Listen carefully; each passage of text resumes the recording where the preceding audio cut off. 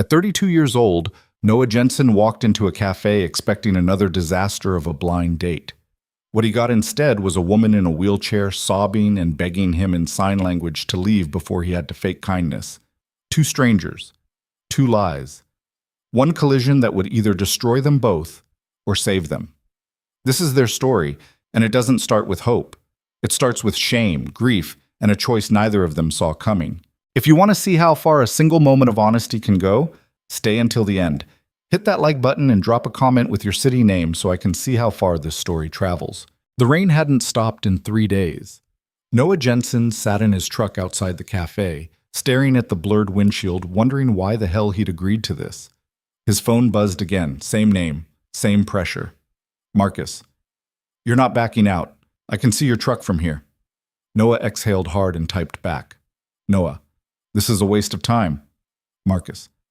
You've been saying that for 2 years. Get your ass inside. He tossed the phone onto the passenger seat and rubbed his face with both hands.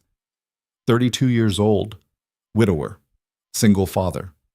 And now, apparently, desperate enough to let his best friend set him up on a blind date with someone he'd never met, never asked about, and didn't want to know. The cafe door opened across the street. A couple walked out, laughing. Noah watched them disappear into the rain, and something ugly twisted in his chest. He used to be that. He used to laugh like that. Now he was just tired. He pushed the door open, stepped into the cold, and walked across the street with his hood up and his hands shoved deep into his jacket pockets. The cafe was warm, too warm, and smelled like burnt coffee and cinnamon. A few people sat scattered around small tables, faces lit by laptops and phones. No one looked up. Marcus was at the counter, grinning like an idiot.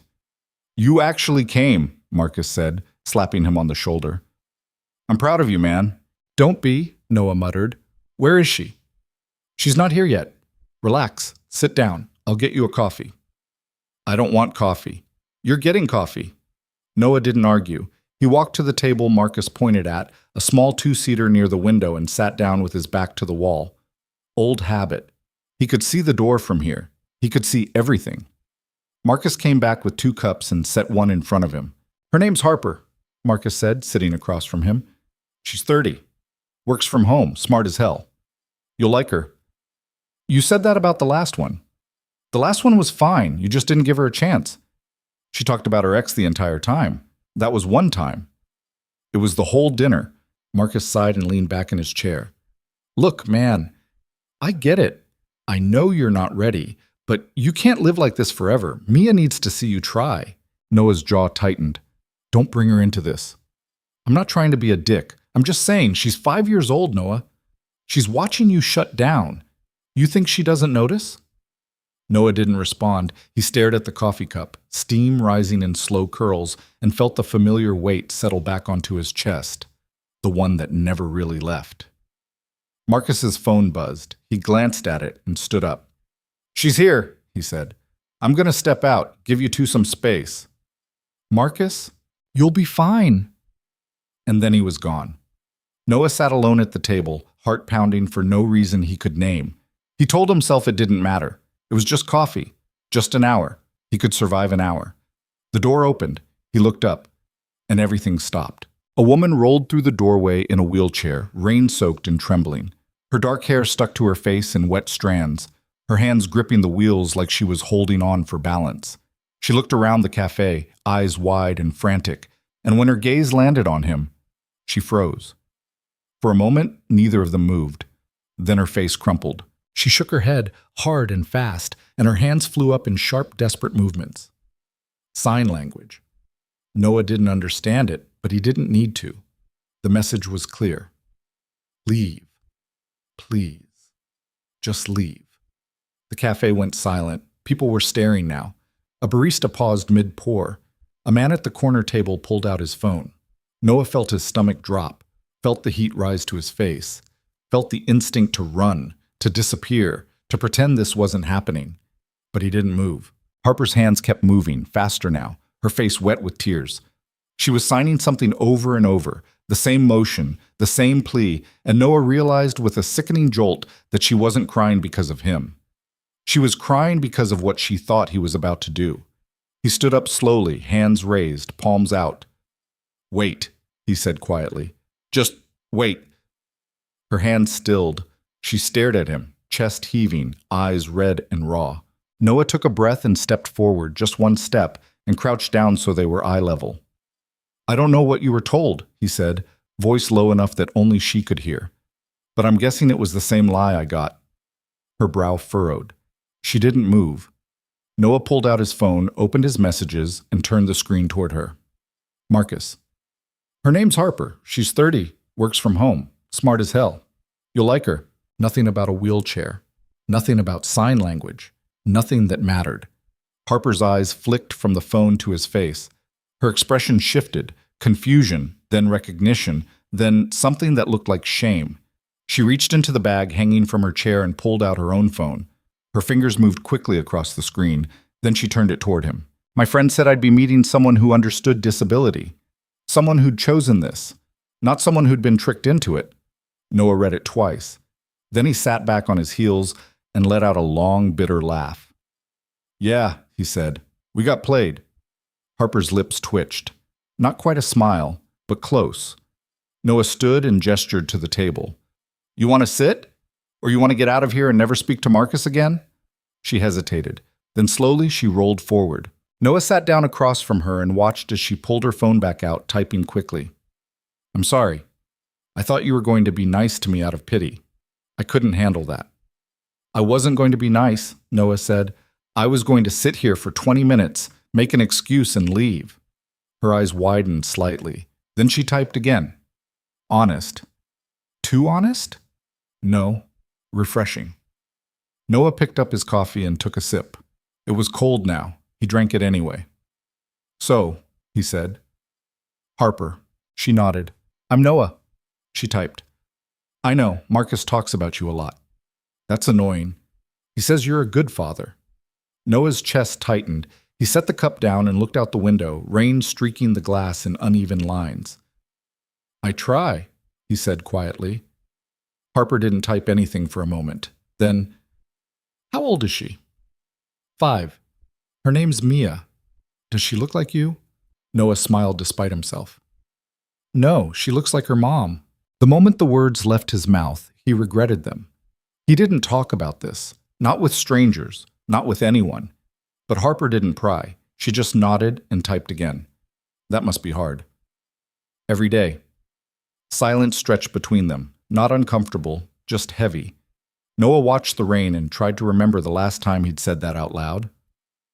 Harper's phone buzzed. She glanced at it, then typed something and held it up. "Do you want to leave?" Noah looked at her. Really looked at her. Past the wheelchair, past the tears, past the disaster of a first impression. She looked exhausted. So was he. "No," he said. "Not yet." Harper blinked. Then she typed. "Why?" Noah thought about it. He thought about Marcus's words, about Mia, about the last 2 years of his life spent in a fog he couldn't shake. "Because I'm tired of running," he said. Harper stared at him for a long time. Then she set her phone down and nodded once. They sat there in silence, two strangers who'd been lied to, both too broken to pretend otherwise.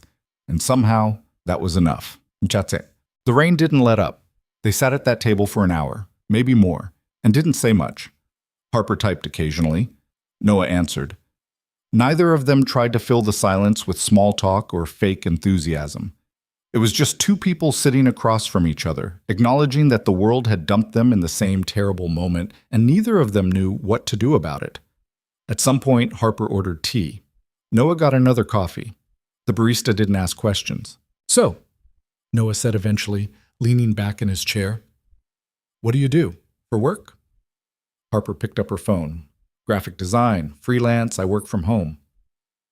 "You any good?" She raised an eyebrow and typed. "I wouldn't be freelance if I wasn't." Noah smirked. "Fair. What about you?" "I'm a contractor, carpentry mostly, renovation work." "Do you like it?" Noah shrugged. "It pays the bills, keeps me busy." "Is that why you do it? To stay busy?" He didn't answer right away. The question sat between them like a weight. "Yeah," he said finally. "I guess it is." Harper nodded slowly, like she understood something he hadn't said out loud. She typed again. I get that. Noah looked at her. Yeah? I stay busy too. It's easier than thinking. He let out a breath he didn't know he was holding. Exactly. They sat with that for a while. The cafe buzzed quietly around them. Someone dropped a cup behind the counter. A group of college students laughed too loud in the corner. Life kept moving, indifferent and relentless. Noah rubbed the back of his neck and glanced at Harper. She was staring out the window, her hands resting in her lap, her expression unreadable. Can I ask you something? He said. She looked at him and nodded. The accident, Noah said carefully. Was it recent? Harper's face didn't change, but something in her eyes shifted. She picked up her phone and typed for a long time. 3 years ago, car accident. I was driving. The other driver ran a red light. I lost my hearing instantly. Spinal injury, paralysis from the waist down. The doctor said I was lucky to be alive. She paused, then added, I didn't feel lucky. Noah read it twice. He didn't know what to say. Every response that came to mind felt hollow. I'm sorry, he said finally. Harper shook her head and typed. Don't be. I'm not looking for sympathy. Then what are you looking for? She stared at him for a moment, then typed slowly. I don't know. Maybe just someone who doesn't treat me like I'm broken. Noah nodded. Yeah, I get that too. Her eyes narrowed slightly, curious. My wife died 2 years ago, Noah said, the words coming out flat and automatic. Cancer. It was fast. 6 months from diagnosis to gone. Mia was 3. She doesn't really remember her. Harper's hand stilled on her phone. She looked at him, and for the first time, there was no pity in her expression, just recognition. She typed, People still treat you like you're fragile, don't they? Every damn day. They tiptoe around you, ask if you're okay when they clearly don't want the real answer. Exactly. They mean well. I know, but it's exhausting. Harper set her phone down and just looked at him. No words, no platitudes, just understanding. Noah felt something loosen in his chest. This is the weirdest first date I've ever been on, he said. Harper's lips twitched. She picked up her phone. Is this a date? I don't know, is it? I thought we both hated this. We do.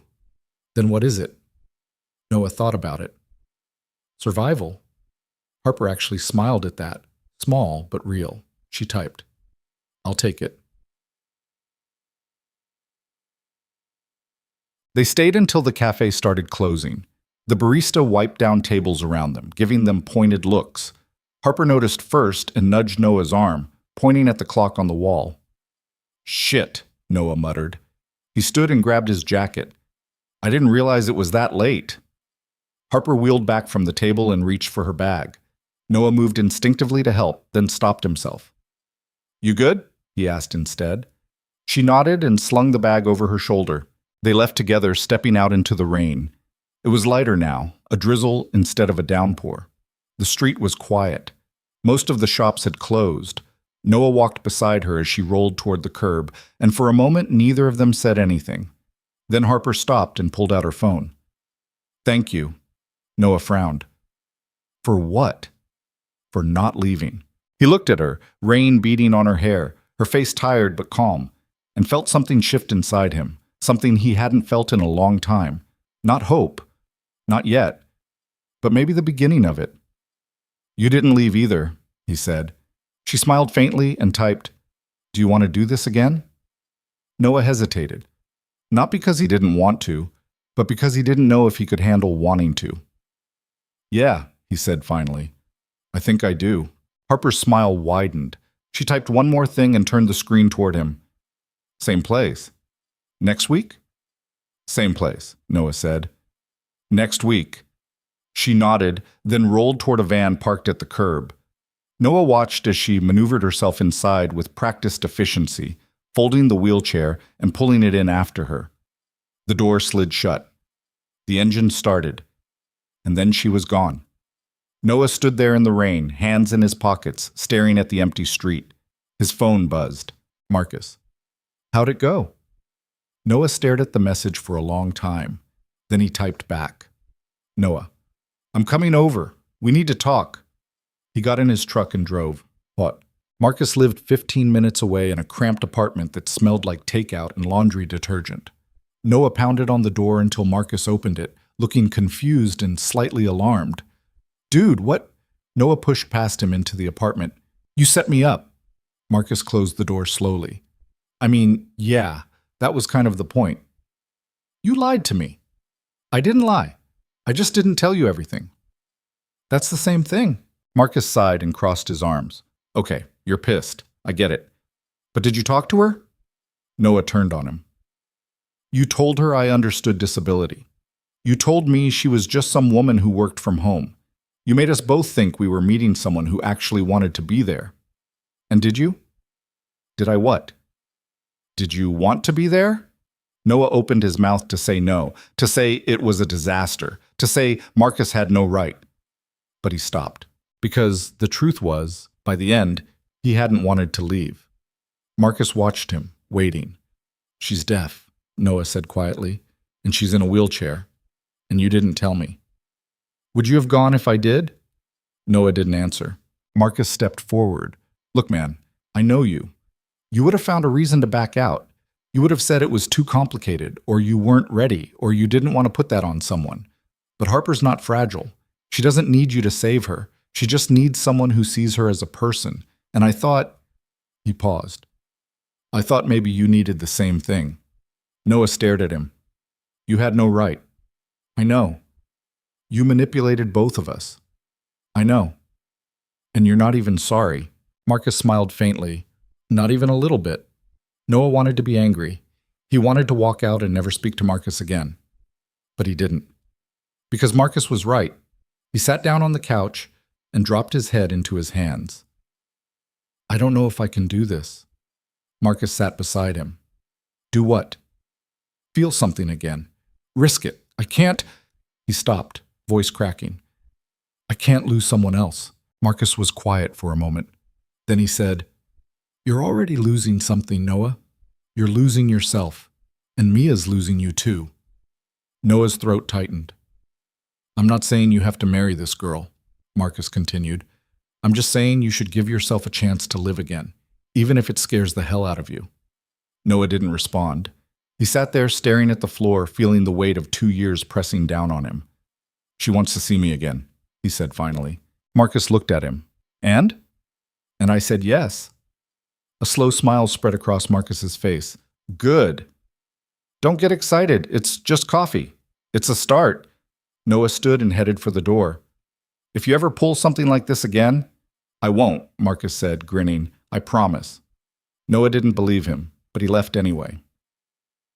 That night, after Mia was asleep, Noah sat on the edge of his bed and stared at his phone.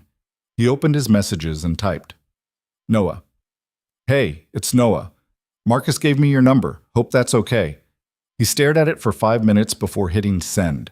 The response came faster than he expected. Harper. It's okay. I was hoping you'd text. Noah's heart kicked in his chest. He typed back. Noah. I'm not good at this. Harper. At what? Noah. Talking, dating, any of it. Harper. Me neither. Noah. Then why are we doing this? There was a long pause, then, Harper. Because I'm tired of being invisible. And I think you are too. Noah read it 3 times, then he typed. Noah. Yeah, I am. He set the phone down and lay back on the bed, staring at the ceiling. For the first time in 2 years, he didn't feel completely alone. And that terrified him. But he didn't take it back. The week passed slowly. Noah went to work. He picked Mia up from preschool. He made dinner. He read her stories. He tucked her in and kissed her forehead and told her he loved her. And every night he texted Harper. It wasn't much, just small things, updates about their days, stupid jokes, observations about the rain that wouldn't stop. But it was something. On Wednesday, Harper sent him a meme about terrible blind dates. Noah laughed out loud for the first time in months.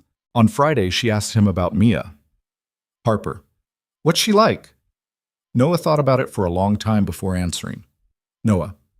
She's everything. Smart, funny, stubborn as hell. She's got her mom's smile. Harper. Does it hurt to see it? Noah. Every time. but I wouldn't trade it for anything. Harper. You're a good dad. Noah. I'm trying. Harper. That's all that matters. Noah stared at the message and felt something crack open inside him. He didn't know what this was. Didn't know where it was going, didn't know if he was ready for any of it, but he knew he didn't want to stop. Saturday came. Noah dropped Mia off at Marcus's place and drove to the cafe. He was early. He sat in his truck and waited, watching the door, heart pounding like he was 16 again. At exactly 2 o'clock, Harper rolled up to the entrance. Noah got out and met her at the door. Hey, he said. She smiled and pulled out her phone. Hey. They went inside. This time there were no tears, no panic, no disaster, just two people sitting across from each other, learning how to be human again. And for the first time in a long time, Noah thought maybe, just maybe, he could do this. They sat in the same spot by the window, rain tapping against the glass in a rhythm that felt almost comforting now. Harper had her tea. Noah had his coffee. Neither of them pretended this was anything other than what it was. Two people trying to figure out if they could stand each other for more than an hour. So, Noah said, leaning back in his chair, what do people usually talk about on second dates? Harper typed on her phone and turned it toward him. Is this a second date? I don't know. What else would you call it? Two people who got tricked into meeting and are too stubborn to admit it was a bad idea? Noah laughed. Actually, laughed. Yeah, that sounds about right. Harper smiled and took a sip of her tea. Her hands were steady now, not like last week. Noah watched her for a moment, then said, Can I ask you something? She nodded. Why'd you agree to meet me again? After everything? Harper set her cup down and picked up her phone. She typed for a while, deleting and retyping, like she was trying to get the words right. Because you didn't try to fix me. You didn't offer to help me out of my chair or ask what happened in that voice people use when they want to feel sorry for you. You just sat down and acted like I was a person. That doesn't happen a lot. Noah read it twice. He didn't know what to say to that. I didn't do anything special, he said finally. Harper shook her head and typed. That's the point. You treated me like it was normal, like I was normal. You are normal. You'd be surprised how many people don't think so. Noah's jaw tightened. He wanted to argue, wanted to say people weren't that cruel, but he knew better. He'd seen the stares. He'd seen the way people looked at Mia sometimes when she cried in public, like a grieving 5-year-old was an inconvenience. People are idiots, he said. Harper's smile widened. She typed. Agreed. They sat in silence for a moment, comfortable now in a way that surprised Noah. He didn't feel the need to fill every gap with words. Neither did she. Your turn, Harper typed. Why did you come back? Noah exhaled slowly and rubbed the back of his neck. Honestly, I don't know. I almost didn't. What changed your mind? Mia. Harper tilted her head, curious. Noah hesitated, then continued. She asked me why I was smiling at my phone the other night. I didn't even realize I was doing it, but I'd been texting you and I guess I just... He stopped, feeling ridiculous. I don't smile much anymore. She noticed. Harper's expression softened. She typed. She sounds observant. She's 5. She notices everything. Does she know about me? Not yet. I didn't want to tell her until I knew if this was going anywhere. Harper nodded slowly. Then she typed something and paused before showing him. And do you know if it's going anywhere? Noah looked at her. Really looked at her. Past the careful walls they were both still holding up. No, he said. But I want to find out. Harper's breath hitched slightly. She set the phone down and just looked at him. And Noah realized how rare that was. Someone who didn't need words to communicate everything. She picked the phone back up. Me too. They stayed for 2 hours this time. The conversation drifted from the terrible coffee to Harper's latest design project to Noah's ongoing battle with a kitchen renovation that refused to cooperate. It was easy, normal, the kind of conversation people had when they weren't carrying the weight of their entire past on their shoulders. But the past was still there. It always was. Can I ask you about your wife? Harper typed eventually. Noah's stomach clenched. He looked down at his cup. Yeah. What was her name? Emma. How did you meet? Noah smiled despite himself. College. She was in my philosophy class. I thought she was way out of my league. She thought I was an idiot for sitting in the back and never talking. Were you? Absolutely. But she liked me anyway. Harper smiled. She typed again. What was she like? Noah was quiet for a long time. He'd been asked that question 100 times since Emma died, and every time he gave the same safe answer. She was amazing. She was perfect. She was everything. But sitting here with Harper, he didn't want to say that. She was stubborn, Noah said finally, like annoyingly stubborn. She'd argue about anything just because she liked being right. She was terrible at cooking but refused to admit it.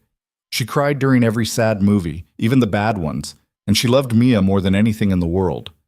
Harper watched him carefully. Then she typed, "Do you still love her?" Noah's throat tightened.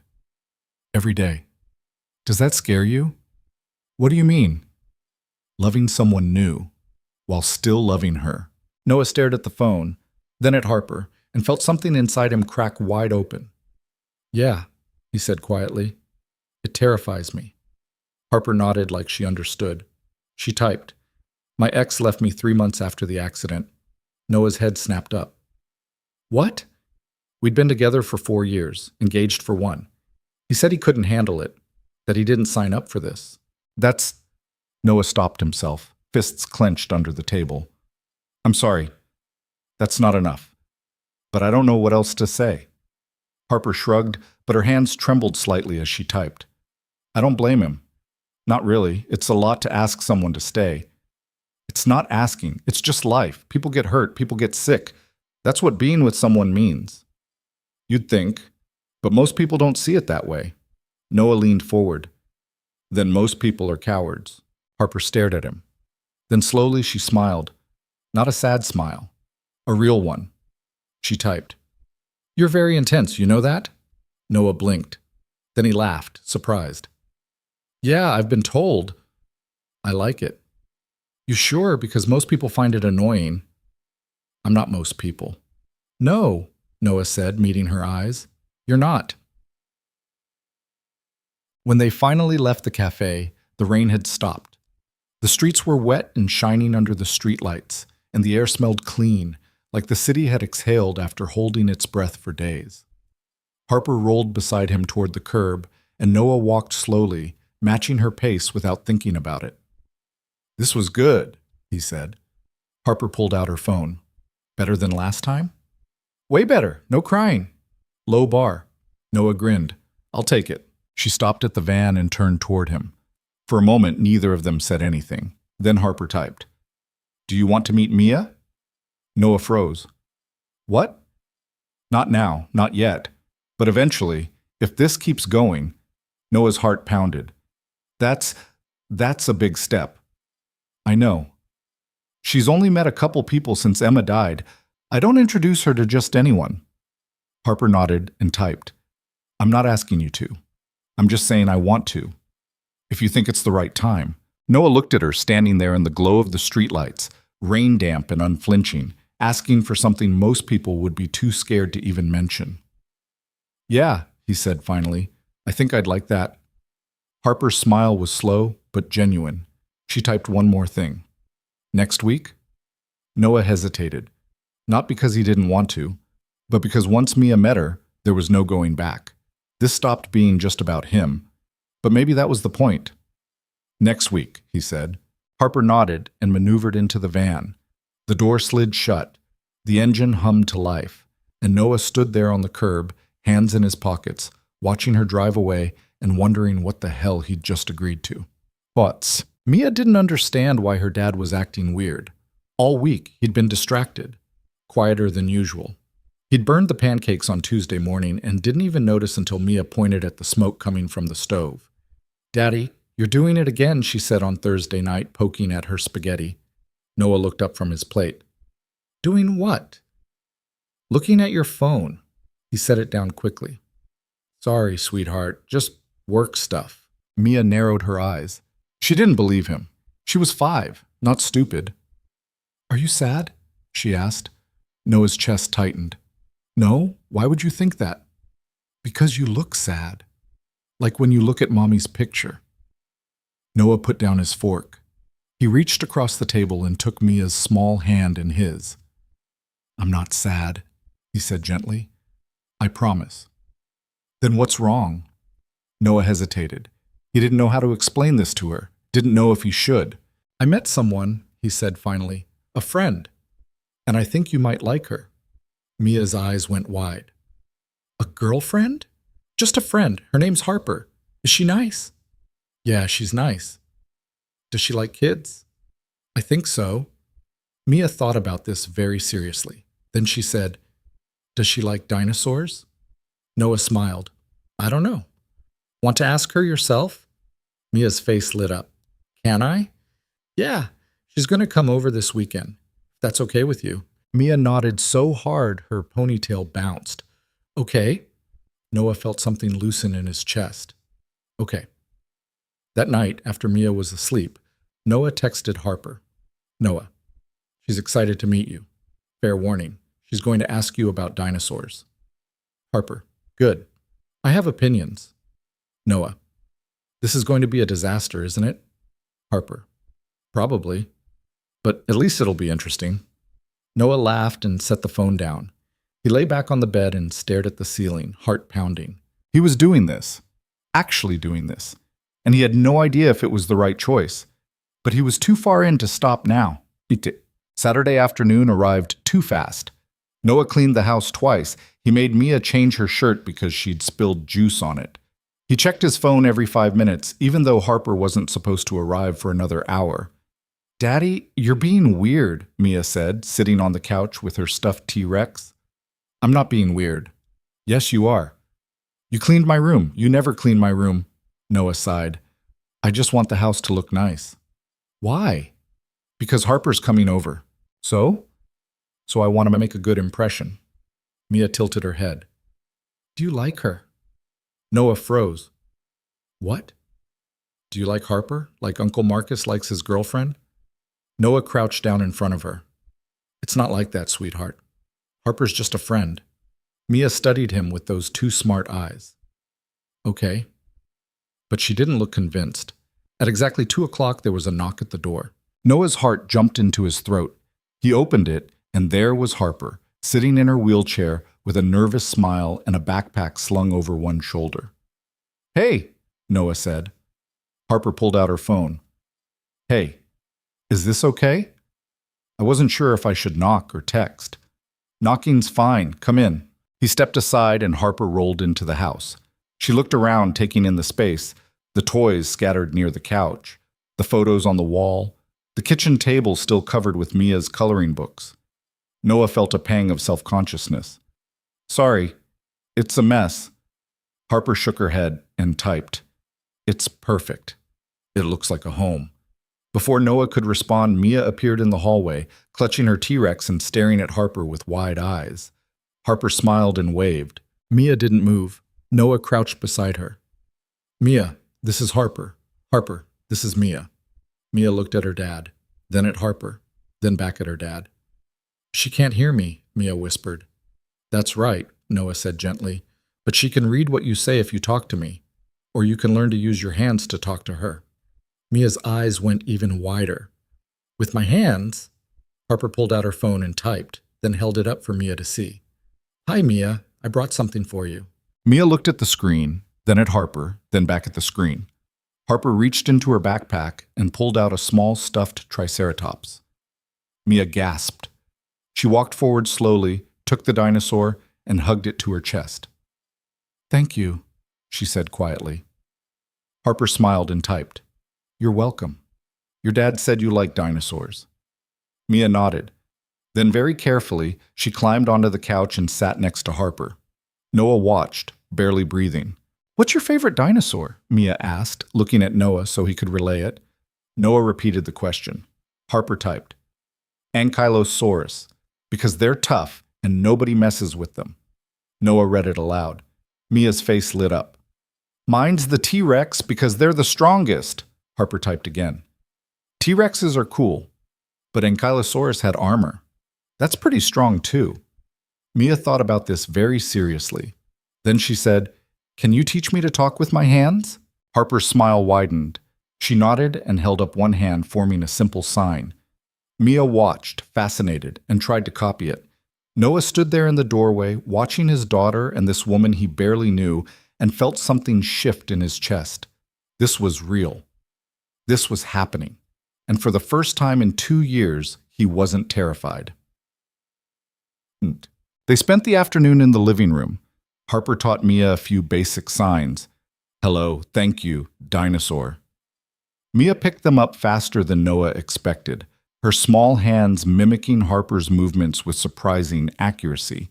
Noah sat on the floor with them, watching, occasionally translating when Mia got too excited and started talking too fast.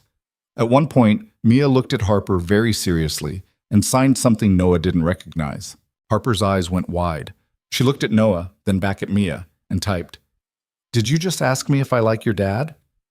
Mia grinned and nodded. Noah's face went hot. "Mia," but Harper was already typing. "I do. He's a good person." Mia seemed satisfied with that. She went back to playing with her dinosaurs, arranging them in a line on the coffee table. Noah looked at Harper.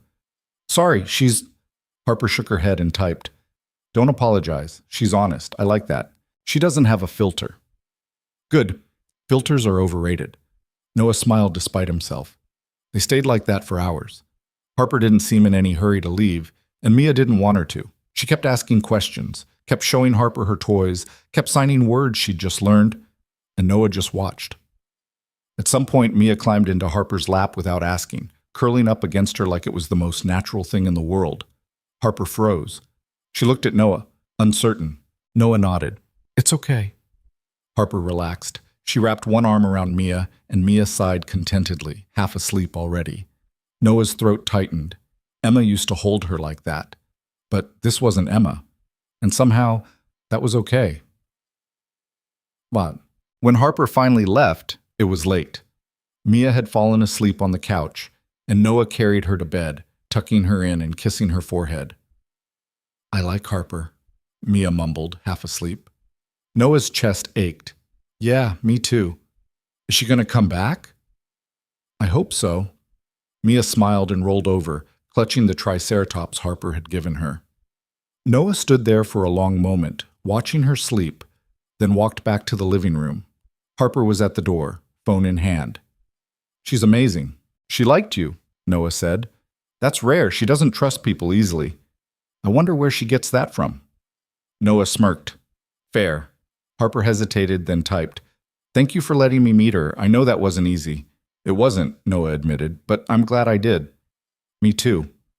They stood there for a moment, neither of them moving. Then Harper typed one more thing. "Can I see you again? Just us?" Noah's heart kicked. "Yeah, I'd like that." "Good." She rolled toward the door, then paused and looked back at him. Noah stepped forward without thinking and crouched down beside her chair. "Harper," he said quietly, "I don't know what I'm doing. I don't know if I'm ready for this, but I don't want to stop." Harper's eyes softened. She reached out and touched his hand, just briefly, then pulled back and typed. "Then don't stop." Noah nodded. She smiled and left. And Noah stood there in the doorway, watching her van disappear down the street, feeling like something inside him had finally started to heal. Booked. Over the next few weeks, everything changed. Harper came over twice more, then 3 times a week, then almost every day. Mia adored her. She'd run to the door every time Harper arrived, signing hello before Noah even had a chance to open it. They'd sit together on the floor, building block towers and coloring and teaching each other new words. Noah watched from the kitchen, pretending to work on dinner, but really just watching the two of them together. It felt right. It felt like family, and that terrified him. One night, after Mia was asleep, Noah and Harper sat on the couch, the house quiet around them. "She's getting attached," Noah said quietly. Harper pulled out her phone. "Is that a bad thing?" "I don't know. What if this doesn't work out? What if we—" He stopped. "I don't want her to lose someone else." Harper set the phone down and looked at him for a long time. Then she typed, "You're scared." "Yeah." "Of me? Or of this?" "Both." Harper nodded slowly. She typed again. "I'm scared too. But I'm not going anywhere." "You don't know that." No, but I'm choosing to stay anyway. Noah's chest tightened. He looked at her, this woman who'd stumbled into his life by accident, who'd somehow become part of it without him realizing, and felt something shift. I'm falling for you, he said, the words coming out raw and unsteady. And I don't know how to do that without being terrified. Harper's breath hitched. She picked up her phone with shaking hands and typed, I'm falling for you too. Noah stared at her. Yeah? She nodded. He reached out slowly and took her hand. She didn't pull away.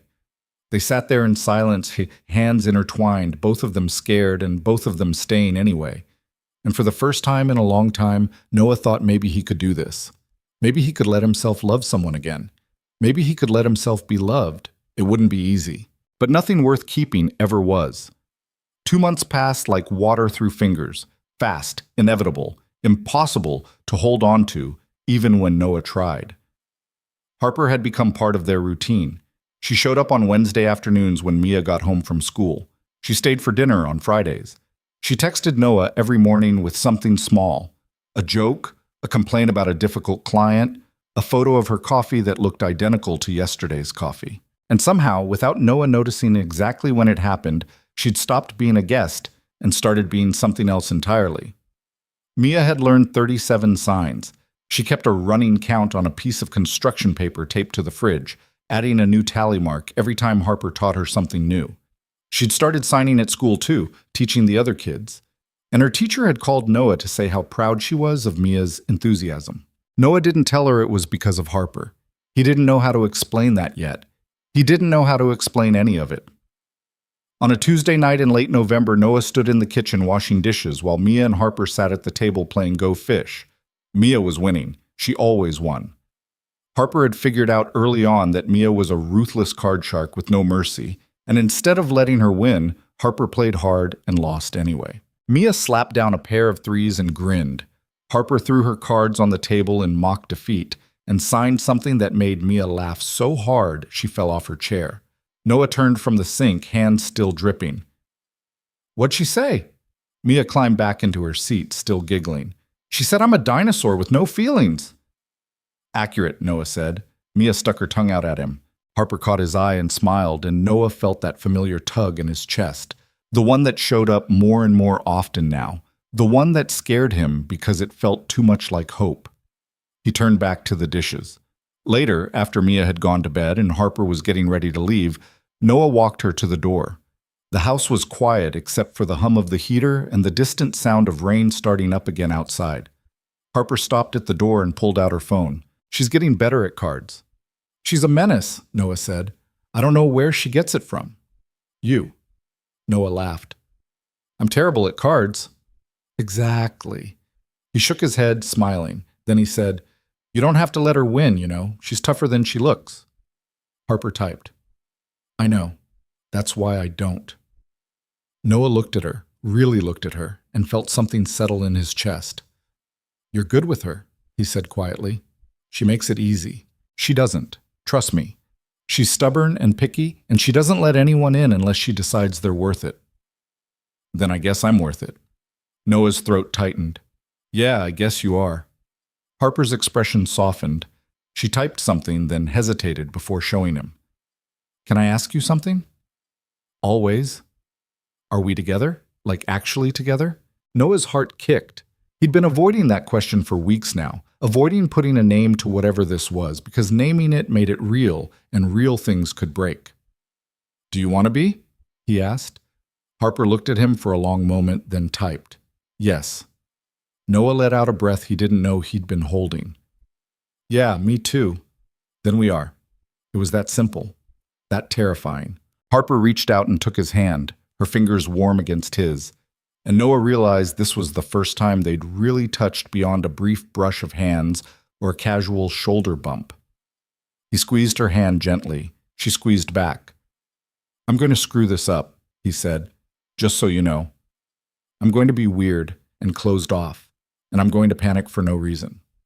Harper smiled and typed with one hand. I'm going to be difficult and stubborn, and I'm going to push you away when I get scared. So we're both disasters. Perfect match. Noah laughed, and the sound surprised him. He couldn't remember the last time something had felt this easy. Harper left a few minutes later, and Noah stood in the doorway watching her van pull away, hand still tingling where she'd held it. He closed the door and leaned against it, eyes closed, heart pounding. This was real now, and he had no idea what happened next. Xian. The next morning, Mia asked the question Noah had been dreading. They were eating breakfast, cereal for her, burnt toast for him, when she looked up and said, "Is Harper your girlfriend?" Noah choked on his coffee. Mia watched him, waiting, spoon halfway to her mouth. "Why are you asking?" Noah said carefully. "Because Uncle Marcus said you have a girlfriend now, and I should ask you about it." Noah made a mental note to kill Marcus later. "What else did Uncle Marcus say?" "That you're happy again." "Are you?" The question hit him harder than it should have. Noah set down his mug and looked at his daughter, this tiny, impossibly perceptive person who'd been watching him fall apart for 2 years and never said a word about it. "Yeah," he said quietly. "I think I am." Mia nodded like that made sense. "Good. I like Harper." "I know you do." "Do you love her?" Noah froze. "That's a big question, sweetheart." "But do you?" He didn't know how to answer that. Didn't know if he was ready to say it out loud, even to himself. "I care about her a lot," he said finally. "That's not the same thing." "I know." Mia ate another bite of cereal, thinking. Then she said, "I think you should tell her." "Tell her what?" "That you love her. If you do." Noah stared at his 5-year-old daughter, wondering when she'd gotten so wise. "It's complicated, Mia." "Why?" "Because—" He stopped. "Because your mom just died. Because I don't know if I'm allowed to love someone else. Because I'm terrified. Because I don't want to mess it up," he said instead. Mia looked at him very seriously. "Mommy would want you to be happy." Noah's chest tightened. "How do you know that?" "Because she loved you. And people who love you want you to be happy." Noah couldn't speak. He just sat there, staring at his daughter, feeling like she'd just punched through every wall he'd spent 2 years building. Mia finished her cereal and carried her bowl to the sink. She stood on her tiptoes to rinse it, then turned back to him. "I think Harper makes you happy," she said, "so you should keep her." Noah let out a shaky laugh. "It doesn't work like that, sweetheart." "Why not?" "Because people aren't things you keep. You have to choose each other every day." "Then choose her." She said it so simply, like it was the easiest thing in the world. Maybe it was.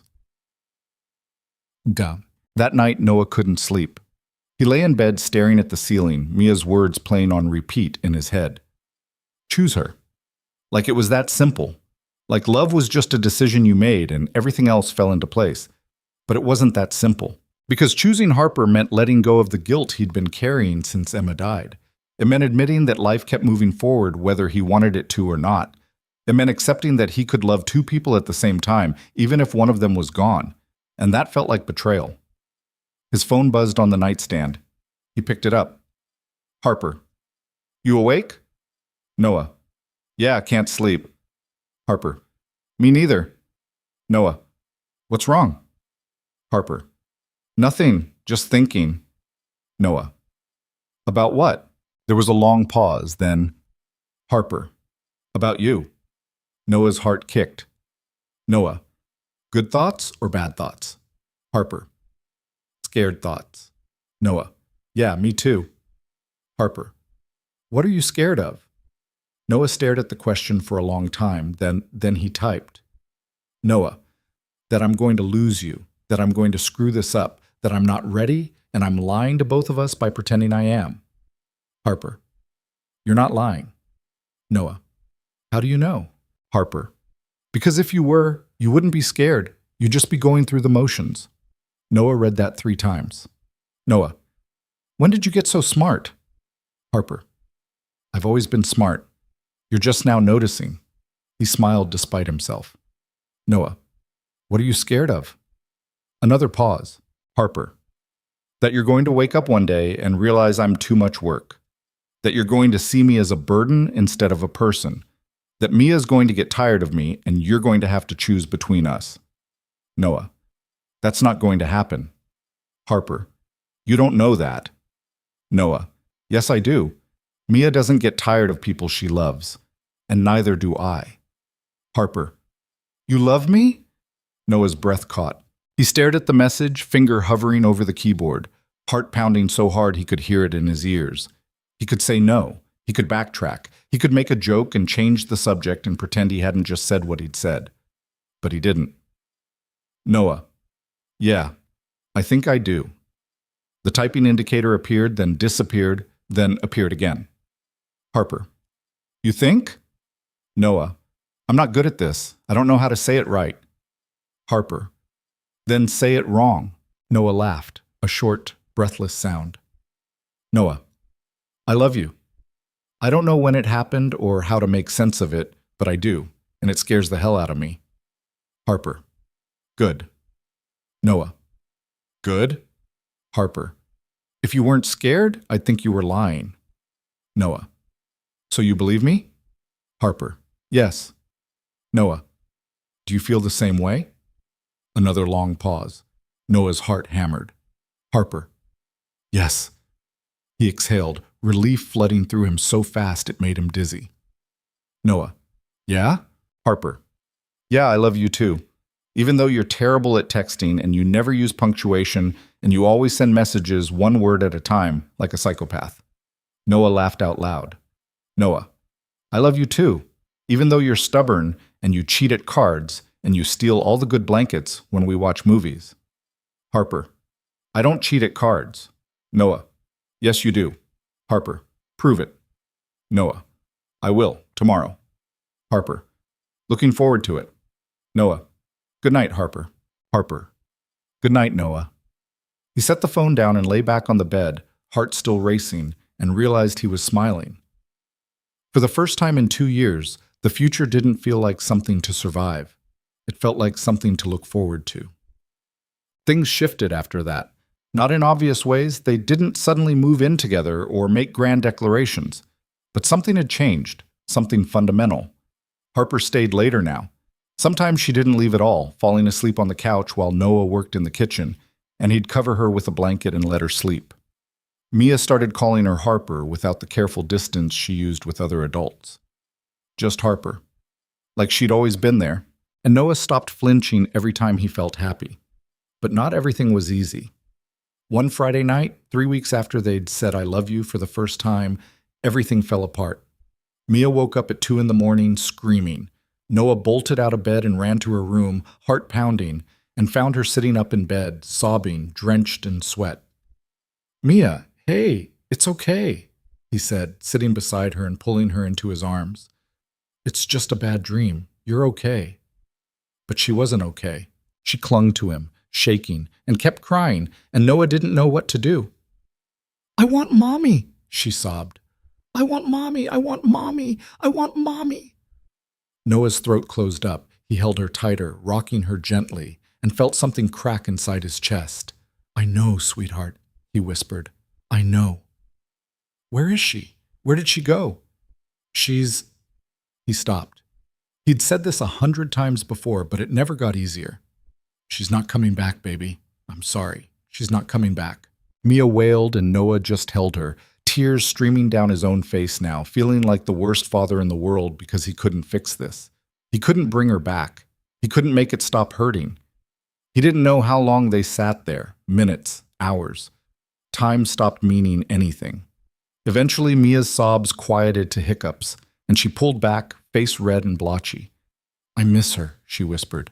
I know. I miss her too. Does Harper know about Mommy? Noah's chest tightened.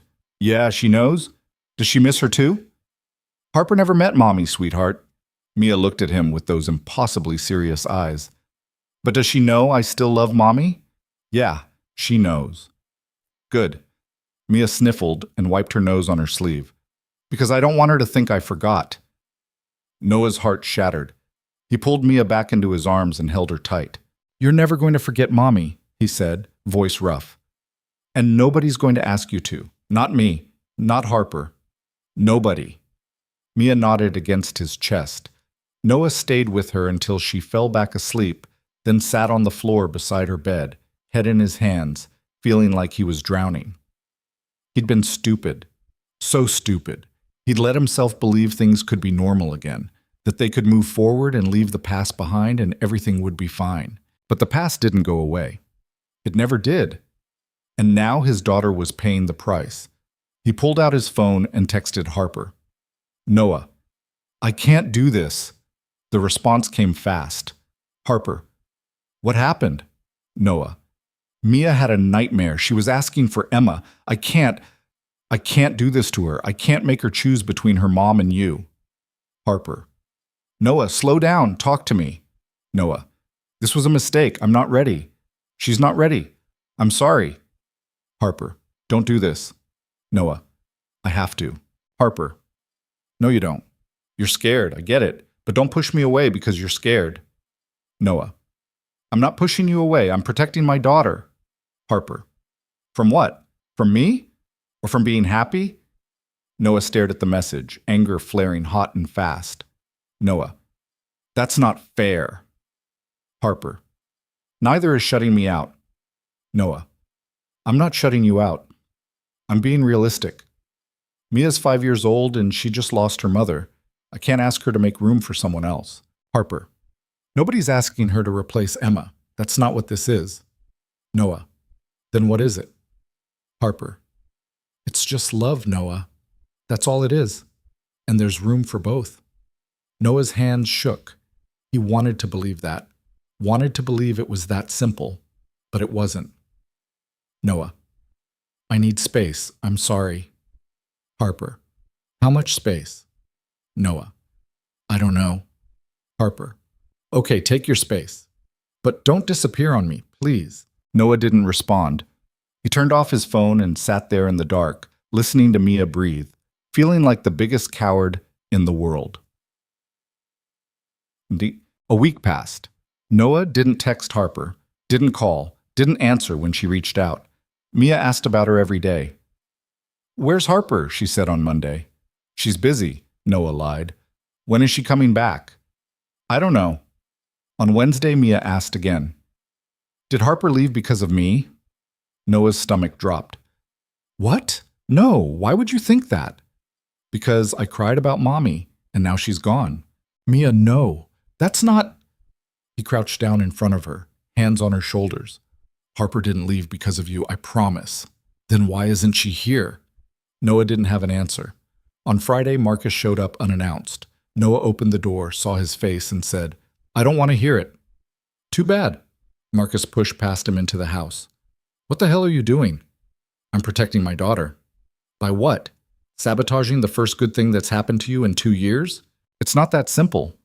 Yes, it is. You're scared. I get it. But you're using Mia as an excuse to run, and that's bullshit. Noah's jaw tightened. You don't know what you're talking about. Don't I? Because from where I'm standing, you're doing exactly what you did after Emma died. You're shutting everyone out and convincing yourself it's for Mia's sake, when really, it's just because you're terrified. I'm not. You are. And you know what the worst part is? Mia knows it too. She asked me yesterday why you were sad again. She thinks it's her fault Harper's gone. Noah felt like he'd been punched. What? She thinks she did something wrong, and instead of fixing it, you're hiding. Noah sank onto the couch, head in his hands. I don't know what I'm doing. Marcus sat beside him. Then stop doing it alone. What if I screw this up? What if I hurt Harper? What if I hurt Mia? What if you don't? Noah looked at him.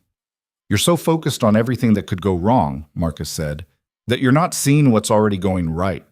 Mia's happy, you're happy, Harper's happy, and yeah, it's messy and complicated, but so what?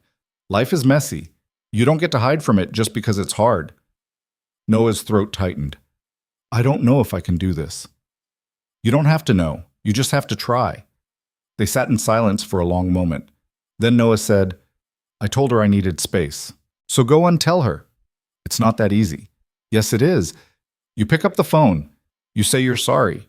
You ask her to come back, and then you stop running. Noah looked at his best friend, this person who'd been pulling him out of the dark for 2 years, and felt something shift. What if she says no? Then at least you tried. Noah nodded slowly. Then he pulled out his phone. His hands shook as he typed.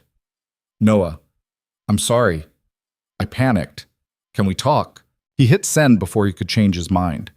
The response came 10 minutes later. Harper. Yes. Walk. They met at the cafe, same table, same rain, same terrible coffee. Harper was already there when Noah arrived, sitting by the window, hands folded in her lap. She looked tired, like she hadn't been sleeping. Noah sat down across from her, and for a moment neither of them said anything. Then Harper pulled out her phone. You look terrible. Noah let out a shaky laugh. Yeah, I feel terrible. Good. You should. I'm sorry. I shouldn't have shut you out. No, you shouldn't have. I was scared. Mia had a nightmare and she was crying for Emma and I panicked. I thought I was protecting her, but I wasn't. I was protecting myself. Harper's expression softened slightly. She typed. I know. You do? Of course I do. You're not that complicated, Noah. He smiled despite himself. Ouch. I'm not trying to replace Emma. I never was. But you keep acting like loving me means forgetting her, and that's not how it works. I know. Mia said the same thing. She's smarter than you. Way smarter. Harper's lips twitched. Then she typed. I can't do this if you're going to run every time it gets hard. I know. I need you to stay. Even when you're scared. Especially when you're scared. Noah reached across the table and took her hand. I'm going to mess up again. You know that, right? I know. And you're still willing to try? Yes. Are you? Noah looked at her, this woman who'd somehow become his entire world without him realizing it, and knew there was only one answer. Yes. Harper squeezed his hand, then she typed with her free hand. Then stop apologizing and take me home. Noah's chest tightened. Home? You're home, where Mia is. That's where I want to be. Noah felt tears prick his eyes. He blinked them back and nodded. Yeah, okay. They left the cafe together, and this time Noah didn't let go of her hand. When they walked through the door, Mia was sitting on the living room floor with Marcus, building a tower out of blocks that was already leaning dangerously to one side. She looked up, saw Harper, and her entire face lit up. Harper! She screamed, jumping to her feet and running across the room. Harper barely had time to brace herself before Mia crashed into her, wrapping her arms around Harper's waist and squeezing tight. Noah watched, throat tight, as Harper's hands came up to stroke Mia's hair, her eyes shining with tears she was trying not to let fall. Marcus caught Noah's eye and nodded once, then quietly slipped out the door without a word. Mia pulled back and looked up at Harper, signing something Noah had taught her weeks ago. I missed you. Harper's smile wobbled. She signed back, slow and clear. I missed you too. Mia grinned, then turned to Noah. Can Harper stay for dinner? Noah looked at Harper. She looked back at him, waiting. Yeah, he said softly. She can stay. Mia cheered and grabbed Harper's hand, dragging her toward the pile of blocks. You have to help me build a castle. Daddy's terrible at it, and Uncle Marcus kept knocking it down. Harper glanced back at Noah, eyebrows raised in amusement. Noah shrugged. She's not wrong. I am terrible at it. Harper shook her head, smiling, and let Mia pull her down to the floor. Noah stood there for a moment, watching the two of them together. Mia chattering away, Harper listening with her whole body, nodding and signing responses that made Mia laugh, and felt something settle deep in his chest. This was what home looked like. Not perfect, not easy, but real. And for the first time since Emma died, Noah let himself believe it could last. Dinner was chaotic. Mia insisted on making spaghetti, which meant Noah ended up doing most of the actual cooking while Mia supervised, and Harper sat at the table trying not to laugh as Mia bossed her father around like a tiny drill sergeant. You're burning the garlic, Mia announced, peering over the edge of the stove. I'm not burning the garlic. It smells burned. That's just how garlic smells. Mia looked at Harper and signed. He's burning it. Harper covered her mouth, shoulders shaking with silent laughter. Noah pointed the spatula at both of them. You two are ganging up on me. Mia grinned, completely unrepentant. They ate at the kitchen table, plates piled high with pasta that was only slightly overcooked, and for a while, everything felt normal, easy, like they'd been doing this for years instead of months. Mia talked nonstop, telling Harper about school and her friend Jenna, who could do a cartwheel, and the boy in her class who ate glue and had to go to the nurse.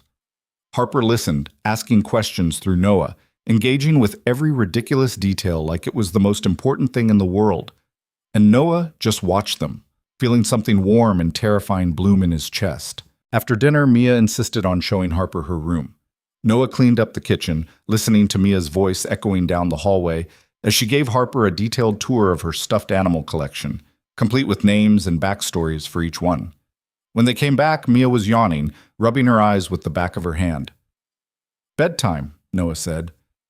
"But Harper just got here." "Harper will still be here tomorrow." Mia looked at Harper. "Will you?" Harper pulled out her phone and typed, then showed it to Mia. "Yes, I promise." Mia seemed satisfied with that.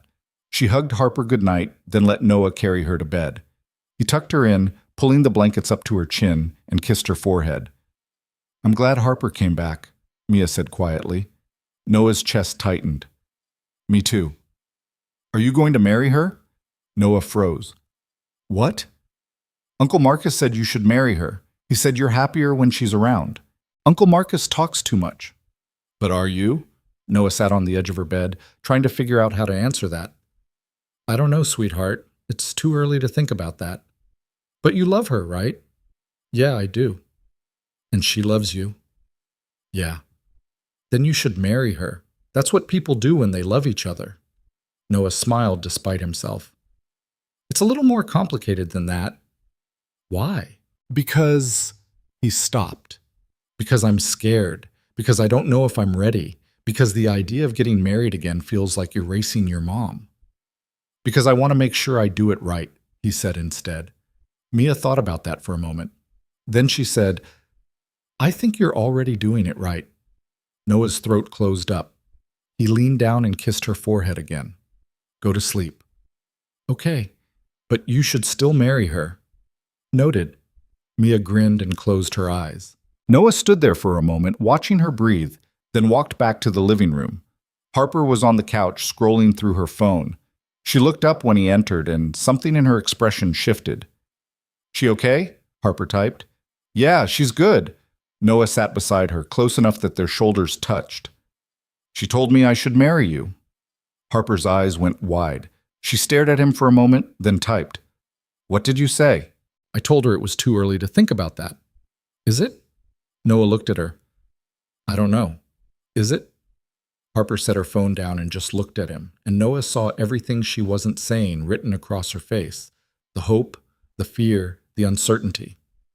"I'm not asking you to marry me," she typed finally, "but I need to know if that's something you even want, eventually." Noah's heart pounded. "With you?" "With anyone." He thought about it. Really thought about it. The idea of getting married again had felt impossible for so long, like something that belonged to a different version of himself, the one who existed before Emma got sick, before everything fell apart. But sitting here with Harper, it didn't feel impossible anymore. It felt terrifying, but not impossible. "Yeah," he said quietly. "I think I do. Eventually."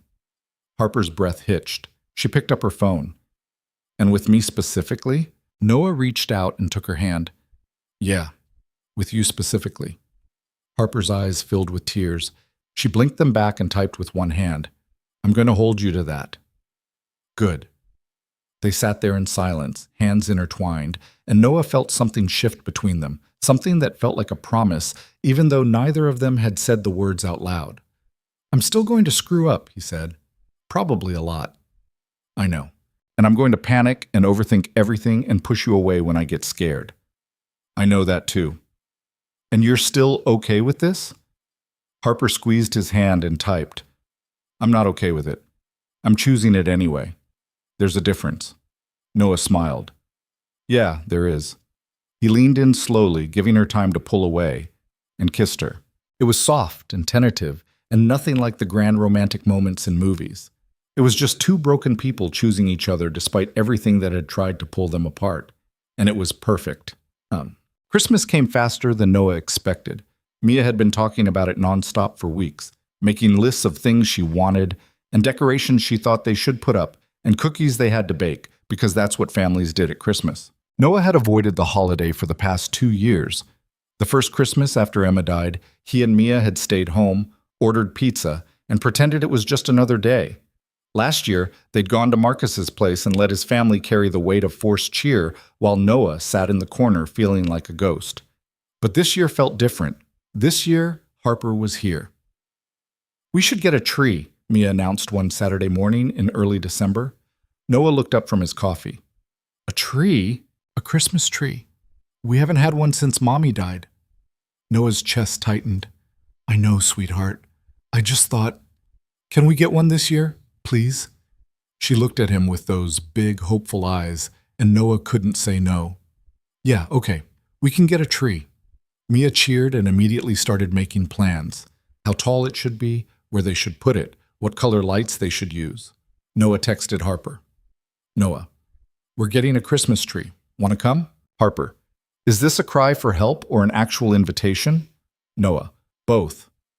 Harper, "I'll be there in 20 minutes. She showed up in 15, wrapped in a thick coat and a scarf that covered half her face. Mia ran to the door and hugged her, already talking a mile a minute about the tree farm they were going to and the hot chocolate they'd get afterward. They drove out to a lot on the edge of the city, rows and rows of trees lined up like soldiers waiting to be chosen.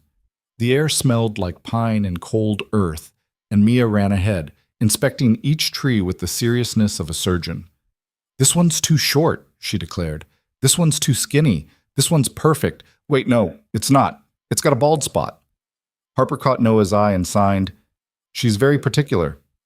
"You have no idea," Noah said. They wandered through the lot for almost an hour before Mia finally found the one.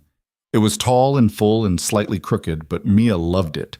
So Noah paid for it and wrestled it into the truck bed while Harper kept Mia entertained with a snowball fight that Mia was definitely winning. By the time they got home, it was late afternoon and starting to snow. Noah dragged the tree inside while Mia supervised, telling him exactly where to put it and how to angle it and whether it was straight enough. "It's leaning left," Mia said. "It's not leaning." "Yes, it is." Harper walked over, tilted her head, and nodded. "You too?" Noah said. Harper grinned and signed, "It's definitely leaning." Noah groaned and adjusted the tree for the third time. "Better?" Mia squinted at it. "Yeah, that's good." They spent the rest of the evening decorating. Mia insisted on putting every single ornament on herself, which meant most of them ended up clustered on the bottom half of the tree while the top remained bare. Noah started to fix it, but Harper stopped him. She typed on her phone. Let her do it her way. "It looks ridiculous. It looks like a 5-year-old decorated it," which she did. Noah looked at the lopsided tree with its uneven ornaments and mismatched lights and realized Harper was right. It was perfect because it was theirs. When they finally turned the lights on, Mia gasped. "It's beautiful," she whispered. Noah stood behind her, hands on her shoulders, and felt something crack open inside his chest. Emma should be here. The thought came out of nowhere, sharp and painful, and Noah had to bite the inside of his cheek to keep from breaking down. She should be here. She should be standing next to him, laughing at Mia's chaotic decorating, arguing about whether to put the star or the angel on top. But she wasn't. And she never would be again. Harper touched his arm gently, pulling him back to the present. She didn't say anything, didn't ask if he was okay. She just stood there beside him, close enough that he could feel her warmth, and let him feel what he needed to feel. After Mia went to bed, Noah and Harper sat on the couch in the dark, the only light coming from the tree. "Thank you," Noah said quietly. Harper pulled out her phone. "For what?" "For being here. For not making me pretend everything's fine. You don't have to pretend with me." "I know. That's why I'm thanking you." Harper leaned against him, and Noah wrapped his arm around her shoulders. "I miss her," he said. "I don't talk about it much, but I do, every day." "I know. Does it bother you that I still love her?" Harper was quiet for a moment, then she typed, "No. It would bother me if you didn't." Noah looked at her. "Yeah? She was your wife. She's Mia's mom. Of course you still love her. That doesn't mean there's no room for me." Noah felt his throat tighten. "How are you so understanding about this?" "Because I've lost people too. I know what it's like to carry them with you." "Who did you lose?" Harper hesitated. Then she typed, "My mom, 7 years ago. Cancer. Noah's chest ached. I'm sorry. Don't be. She wouldn't want that. What was she like? Harper smiled, small and sad, stubborn, funny. She didn't let anyone feel sorry for her, even when she was dying. She told me the day before she passed that I wasn't allowed to stop living just because she did. Sounds like someone I know. Harper nudged him gently. I get it from her. They sat in silence for a while, watching the lights blink on and off, on and off. Do you think about her during the holidays? Noah asked. Every year. It used to make me hate Christmas, but now I just try to remember the good parts. Like what? Like the way she used to burn the turkey every single year and then order Chinese food instead. Or how she'd put way too much tinsel on the tree and it would fall off in clumps for weeks. Or how she'd make me sing carols even though I can't hear myself and I'm terrible at it. Noah smiled. You sing? Harper laughed silently, shoulders shaking. She typed. I used to. Before the accident. I was awful. I don't believe that. You should. I have witnesses. Noah laughed, and the sound surprised him. He couldn't remember the last time he'd laughed while talking about grief. Thank you for telling me, he said.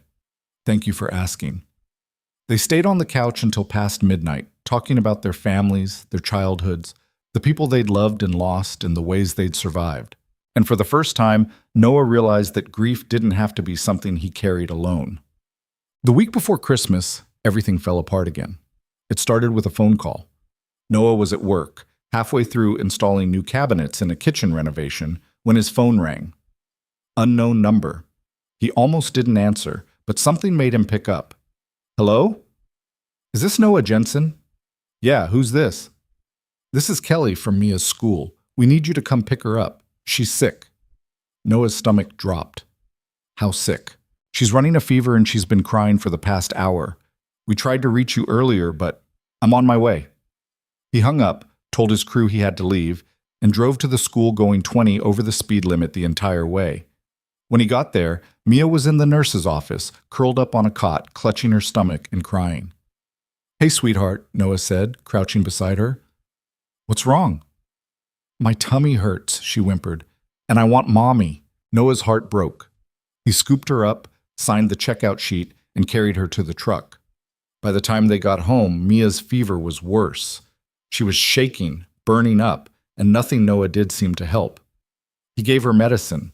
He put a cool cloth on her forehead. He tried to get her to drink water. Nothing worked, and the whole time she kept crying for Emma. I want Mommy, she sobbed. Where's Mommy? Why won't she come? Noah held her, rocking her gently, feeling completely useless. I'm here, baby. I'm here. But I want Mommy. I know you do. She cried harder, and Noah felt something inside him shatter. He texted Harper. Noah, Mia's sick, really sick. I don't know what to do. Harper, do you need me to come over? Noah, I don't know. She keeps asking for Emma, and I don't know how to help her. Harper, I'm coming over. Noah, you don't have to. Harper, I'm already on my way. 20 minutes later, there was a knock at the door. Noah opened it, Mia still in his arms, and Harper took one look at them and rolled inside without a word. She set her bag down and pulled out her phone. How high is her fever? 103. Did you give her medicine? An hour ago. It's not working. When did she last eat? This morning. She won't eat now. Harper nodded and typed. Put her on the couch. I'll get some things. Noah carried Mia to the couch and laid her down gently. She was still crying, face red and blotchy, and Noah felt completely helpless. Harper came back with a bowl of cool water and a washcloth. She soaked the cloth, wrung it out, and placed it on Mia's forehead. Mia flinched, then relaxed slightly. Harper pulled out her phone and typed, showing it to Noah. She needs fluids, even if it's just small sips, and we need to keep her cool. Noah nodded, throat tight. Harper looked at Mia, then back at Noah, and typed, Go take a shower. You look like you're about to pass out. I can't leave her. You're not leaving her. I'm here. Go. Noah hesitated. Then he nodded and went to the bathroom. He stood under the hot water for 10 minutes, head bowed, feeling like the world's worst father. He couldn't fix this. Couldn't make it stop. Couldn't bring back the one person Mia wanted more than anything. When he came back, Mia was asleep on the couch, the washcloth still on her forehead, and Harper was sitting beside her, one hand gently stroking her hair. Noah sat on the other side of the couch, exhausted. "Thank you," he said quietly. Harper looked at him and typed with one hand. "You don't have to thank me." "Yes, I do. You didn't have to come." "Yes, I did." Noah's throat tightened. "She was asking for Emma, the whole time, and I couldn't—" He stopped, voice breaking. Harper set her phone down and reached for his hand. "You can't be her mom, Noah. You can only be her dad. And you're doing that. You're doing it perfectly. It doesn't feel like it. It never does." They sat in silence, watching Mia sleep, and Noah felt something shift. This was what partnership looked like. Not grand gestures or perfect moments, just showing up when things were hard and staying even when it hurt. Around midnight, Mia woke up crying again. Noah moved to get up, but Harper was already there, lifting Mia gently and cradling her in her arms. Mia buried her face in Harper's shoulder and sobbed, and Harper just held her, rocking her slowly, one hand rubbing gentle circles on her back. Noah watched, frozen, as Mia's cries slowly quieted. Harper didn't try to shush her or tell her it was okay. She just held her, steady and solid, and let Mia feel what she needed to feel. After a few minutes, Mia pulled back, face wet with tears, and looked at Harper. Then she signed something Noah had taught her months ago. "I love you." Harper's eyes filled with tears. She signed back, slow and clear. "I love you too." Mia nodded, then looked at Noah. "Can Harper stay?" Noah's chest tightened. He looked at Harper, who was watching him, waiting. "Yeah," he said, voice rough. "She can stay." Mia smiled, exhausted, and let Harper carry her back to bed. Noah followed, and the three of them sat on Mia's bed. Noah on one side, Harper on the other, Mia in the middle. "Tell me a story," Mia mumbled, half asleep already. Noah glanced at Harper. She nodded. So Noah told her a story. Not about princesses or dragons or faraway kingdoms, but about a little girl who was brave and strong and loved, even when she didn't feel like it. About a dad who was trying his best, even when he didn't know what he was doing, and about a woman who showed up when things got hard and stayed anyway. By the time he finished, Mia was asleep. Noah and Harper sat there for a long time, watching her breathe, neither of them willing to move. Finally, Harper typed, "She's going to be okay. I know." "So are you." Noah looked at her, this woman who'd somehow become the center of his entire world, and felt something settle deep in his chest. "Yeah," he said quietly. "I think I am." Christmas morning arrived cold and bright. Mia's fever had broken 2 days earlier, and she'd bounced back with the resilience only 5-year-olds seemed to possess. By Christmas Eve, she was running around the house again, full of energy and excitement, counting down the hours until she could open presents. Harper had stayed over Christmas Eve, sleeping on the couch, even though Noah had offered her the bed. She said she didn't want to miss Mia's reaction on Christmas morning. When Mia woke up and saw the presents under the tree, she screamed so loud Noah thought the neighbors might call the police. She tore through them like a tiny tornado. New dinosaur toys, art supplies, books, a bike that Noah had somehow managed to assemble without instructions or a mental breakdown. But her favorite gift wasn't from Noah. It was from Harper. A small box wrapped in silver paper with a purple bow. Mia opened it carefully, and inside was a necklace. A simple silver chain with a small pendant shaped like a heart. Mia looked up at Harper, eyes wide. Harper typed on her phone and showed it to her. "It was my mom's. I want you to have it." Mia's bottom lip trembled. "Really?" Harper nodded. Mia threw her arms around Harper's neck and hugged her so tight, Noah thought she might never let go. "Thank you," Mia whispered. "I'll keep it forever." Harper's eyes were wet when Mia finally pulled back. She helped Mia put the necklace on, and Mia spent the rest of the morning showing it to Noah every 5 minutes, like he might have forgotten what it looked like. Later, after Mia had tired herself out and fallen asleep on the couch, surrounded by torn wrapping paper and new toys, Noah and Harper sat at the kitchen table drinking coffee. "That was a big gift," Noah said quietly. Harper typed, "She deserved it." "Your mom's necklace, though, are you sure?" "Yes. My mom would have loved her, and I think Mia needed to know that she's important to me." Noah's throat tightened. "She is. You both are." Harper smiled and reached across the table, taking his hand. They sat like that for a while, the house quiet except for the soft sound of Mia's breathing and the hum of the heater. "This is the best Christmas I've had in years," Noah said. "Me too. Thank you for everything." Harper shook her head and typed, "You don't have to keep thanking me." "I know, but I want to." She squeezed his hand, and Noah realized, sitting there in his messy kitchen with this woman he loved and his daughter asleep in the next room, that he'd finally found what he'd been looking for. Not perfection, not a life without pain, just a reason to keep going. And that was enough. Spring came slowly that year, like it was testing the ground before committing. The rain finally stopped in late March, replaced by pale sunshine that felt fragile and new. Flowers started pushing through the dirt in the yard, small, stubborn things that refused to wait for permission. Noah stood at the kitchen window one Saturday morning, coffee in hand, watching Mia and Harper in the backyard. Mia was showing Harper how to plant tulip bulbs, her small hands covered in dirt, explaining the process with the confidence of someone who'd watched exactly one YouTube video on gardening. Harper nodded seriously, following Mia's instructions like they were critical mission parameters. And Noah felt that familiar ache in his chest, the one that had stopped feeling like pain and started feeling like gratitude. 6 months had passed since Christmas. 6 months of Harper sleeping over more nights than she slept at her own apartment. 6 months of Mia's artwork slowly taking over Harper's side of the fridge. 6 months of building something that felt less like dating and more like family. Noah's phone buzzed on the counter. Marcus. "Lunch tomorrow? Just us?" Noah. "Why does that sound ominous?" Marcus. "Because you know me too well." 1 p.m. The usual place. Noah smiled and pocketed the phone. Outside, Mia shrieked with laughter as Harper accidentally dumped a handful of dirt on her own head.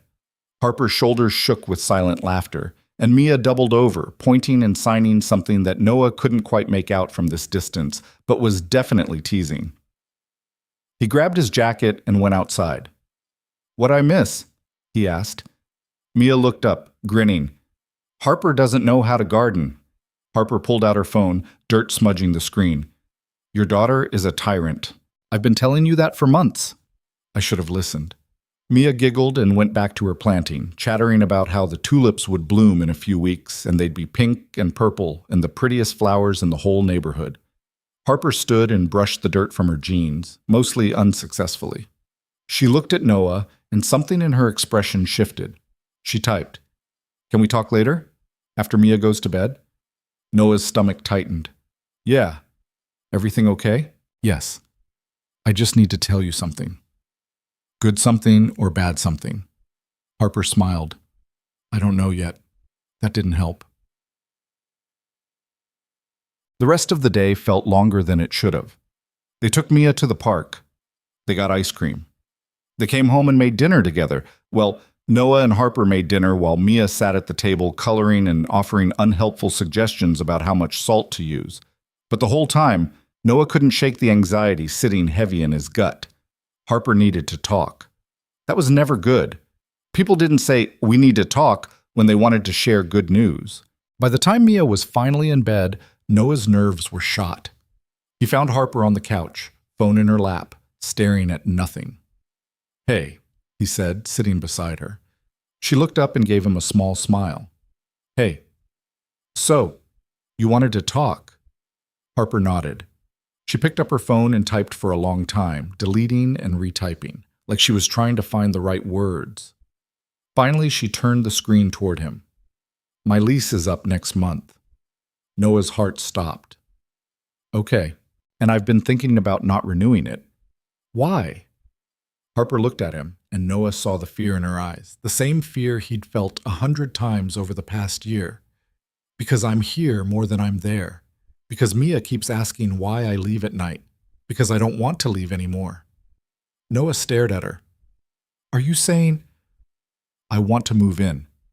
If you'll have me." The words hit him like a truck. Move in, together, permanently. Noah opened his mouth, closed it, opened it again. That's a big step," he said finally. "I know." "Are you sure?" "Are you?" Noah looked at her, this woman who'd become his entire world without him realizing it, and knew there was only one answer. Yes, he said. I'm sure. Harper's breath hitched. She typed quickly. You mean it? Yeah, I mean it. You're not just saying that because you feel like you have to. No, I'm saying it because I want you here. I want you here every night. I want to wake up next to you. I want Mia to stop asking why you leave. I want this to be your home. Harper's eyes filled with tears. She set the phone down and leaned forward, pressing her forehead against his shoulder. Noah wrapped his arms around her and held her tight. I love you, he said quietly, and I don't want you to leave anymore either. Harper pulled back, wiping her eyes, and typed, I love you too. They sat there for a long time, holding each other, and Noah felt something settle deep in his chest. This was it.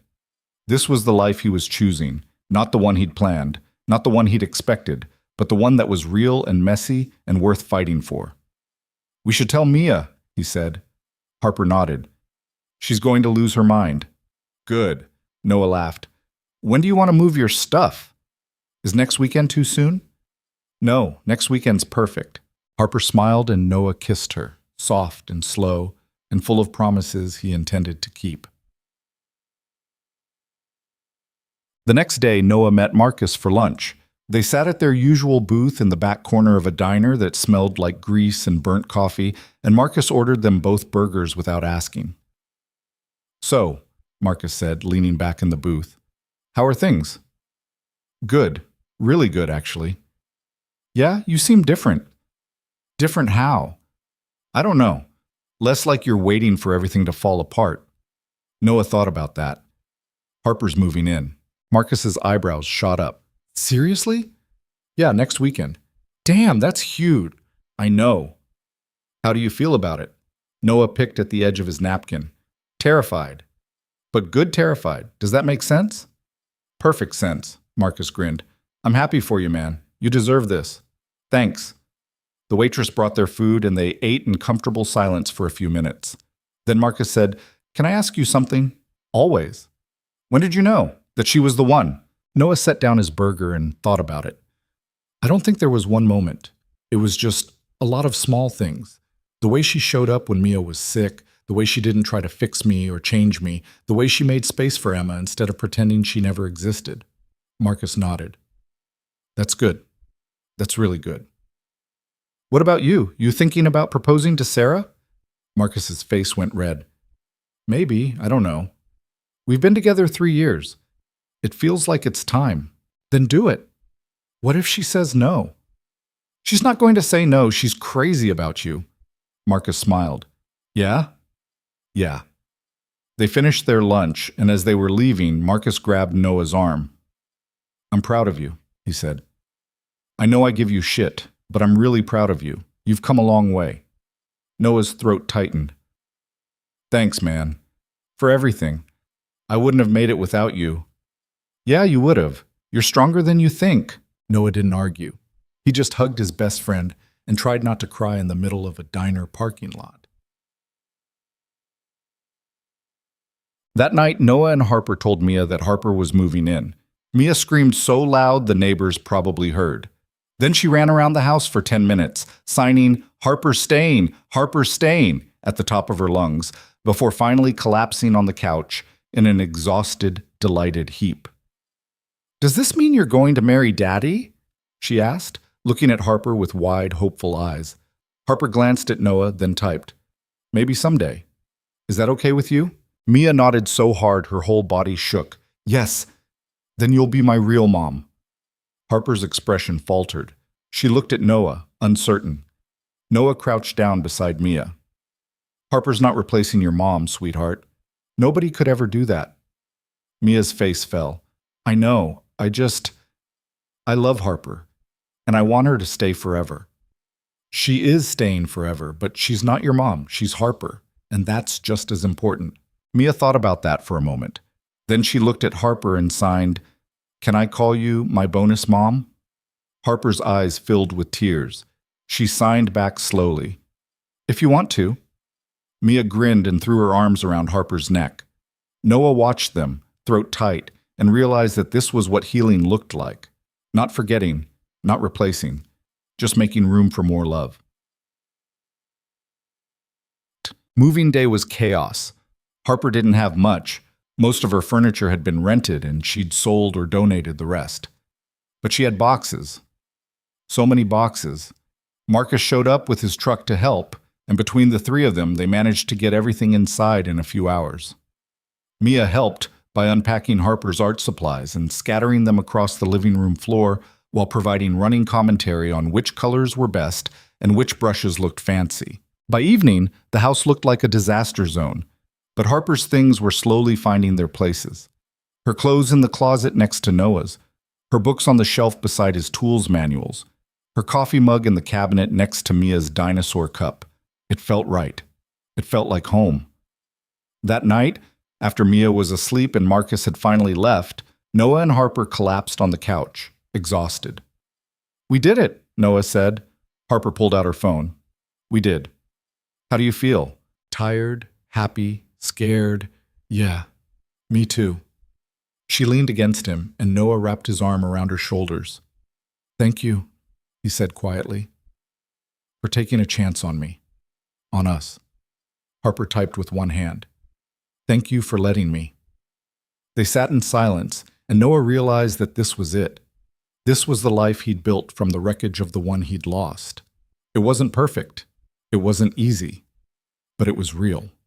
And it was theirs. 3 months later, on a warm afternoon in June, Noah made a decision. He'd been thinking about it for weeks, turning it over in his mind, trying to figure out if he was ready. He still didn't know if he was ready, but he was doing it anyway. He called Marcus. "I need your help," Noah said. "What's up?" "I'm going to propose to Harper." There was a long pause. Then Marcus whooped so loud, Noah had to pull the phone away from his ear. "Finally! It's about damn time. Calm down." "I'm not calming down. This is amazing. When?" "I don't know yet. Soon." "Do you have a ring?" "No. That's why I'm calling you." "Say no more. I know a guy." Of course he did. 2 days later, Marcus took Noah to a small jewelry store downtown. The owner was an old friend of Marcus's family, and he showed Noah dozens of rings, each one more elaborate than the last. Noah hated all of them. "They're too much," he said. She's not flashy. She'd hate these." The jeweler nodded thoughtfully. Then he pulled out a simple silver band with a small, clear stone. "This one," he said. "Simple, classic, timeless." Noah picked it up, and something in his chest settled. "Yeah, this one's perfect." He bought it on the spot. Now he just had to figure out how to ask. He thought about doing it at the cafe where they'd met, or at home, with Mia there, or somewhere big and romantic with candles and music, but none of it felt right. In the end, he didn't plan it at all. It happened on a Sunday morning in late June. They were at the cafe, same table, same terrible coffee, same easy rhythm they'd fallen into over the past year. Mia was at Marcus's place for the day, giving Noah and Harper a rare morning alone together. They'd been talking about nothing important, Harper's latest design project, Noah's ongoing battle with a kitchen remodel that refused to cooperate, when Noah realized he didn't want to wait anymore. He reached into his pocket, pulled out the small box, and set it on the table between them. Harper stared at it, then at him. Noah's heart pounded. "I wasn't planning to do this today," he said. "I had this whole speech prepared. But sitting here with you, I realized I don't need a speech. I just need you to know that I love you. I love the way you make Mia laugh. I love the way you don't take any of my shit. I love the way you showed up when I was falling apart and stayed even when it got hard. And I don't want to do this life without you." He opened the box. Harper's hands flew to her mouth. "I'm not asking you to replace Emma," Noah continued, voice shaking. "I'm not asking you to be someone you're not. I'm just asking you to keep being exactly who you are. Here, with me, with Mia, forever." He took a breath. "Harper Lynn, will you marry me?" Harper stared at him, tears streaming down her face. Then she grabbed her phone and typed, hands shaking so badly she had to delete and retype 3 times. "Yes. Yes. 1,000 times yes." Noah let out a breath he didn't know he'd been holding. He stood, walked around the table, and dropped to one knee beside her chair. Harper's hands were shaking as he slid the ring onto her finger. It fit perfectly. She pulled him up and kissed him, and Noah felt like his heart might burst. When they finally pulled apart, Harper typed, "I love you so much." "I love you too. I can't believe you did this here." "Why?" "Because this is where it all started, where we were both too broken to pretend we were fine. And now, look at us." Noah looked around the cafe, the same window, the same rain starting to fall outside, the same terrible coffee cooling in their cups. "Yeah," he said quietly. "Look at us." They told Mia that night. She screamed, again, louder this time. Then she demanded to see the ring, declared it the prettiest ring in the whole world, and immediately started planning the wedding. "Can I be the flower girl?" she asked. "Of course," Harper typed. "Can I wear a purple dress?" "Whatever color you want." "Can we have dinosaur cake?" Noah laughed. "We'll see."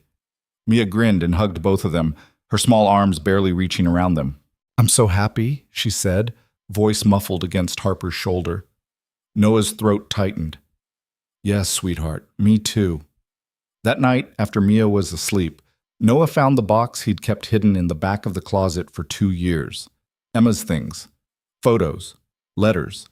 The necklace she'd worn every day until she got too sick to care about jewelry. He pulled out one of the photos, the two of them on their wedding day, young and stupid, and so sure the future would be kind. "I miss you," he whispered. "Every day. But I think you'd like her. I think you'd be glad I'm not alone anymore." He didn't know if Emma could hear him, didn't know if it mattered, but saying it out loud made it real, made it okay. He put the photo back in the box, closed it gently, and put it back on the shelf. Not forgotten, just no longer haunting him. The wedding was small, just family and close friends in Marcus's backyard on a sunny afternoon in August. Mia wore a purple dress and took her role as flower girl so seriously she walked down the aisle at half speed, carefully placing each petal like she was diffusing a bomb.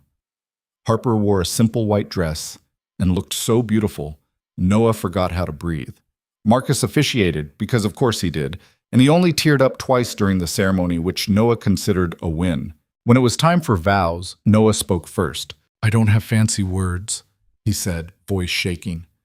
"I'm not good at this, but I know that you saved me. You showed up when I was drowning and you didn't try to fix me. You just stood beside me and reminded me that it was okay to keep breathing. You made space for my grief instead of asking me to let it go. You loved my daughter like she was yours without trying to take anything away from the mother she lost. And I don't know what I did to deserve you, but I'm going to spend the rest of my life trying to be worthy of it." Harper's eyes were wet. She pulled out her phone and read from the notes she'd prepared. Noah read the words aloud for her, his voice breaking on every other sentence. "You told me once that I wasn't broken, that I was just waiting to be seen, and you were right. I spent 3 years believing I was too much, too complicated, too damaged. And then you showed up and looked at me like I was exactly enough. You didn't run when things got hard. You didn't treat me like a burden. You just loved me. And you let me love you back. I don't know what the future holds, but I know I want to face it with you, always." There wasn't a dry eye in the yard. Marcus pronounced them married, and Noah kissed his wife while Mia cheered and their friends applauded, and the sun shone down like the universe was giving its blessing. It wasn't perfect. The cake was slightly lopsided. Someone stepped on Mia's flower petals. Marcus's dog escaped and had to be chased down mid-reception. But it was theirs, and that made it perfect. Later that night, after the guests had gone home and Mia was asleep at Marcus's house, Noah and Harper sat on the back porch, watching the stars come out. Harper had her head on Noah's shoulder, the wedding ring catching the light every time she moved her hand. "We did it," Noah said. Harper pulled out her phone. "We did." "Any regrets?" "Not a single one." "You?" "No, this is the best decision I've ever made." Harper smiled and typed. "Even better than that blind date you didn't want to go on?" Noah laughed. "Especially better than that." They sat in comfortable silence, and Noah thought about the past year, about the cafe, about the panic and the tears and the lies that had brought them together, about all the moments in between, the fights, the fears, the small victories that had built something real. "I never thought I'd get this again," he said quietly.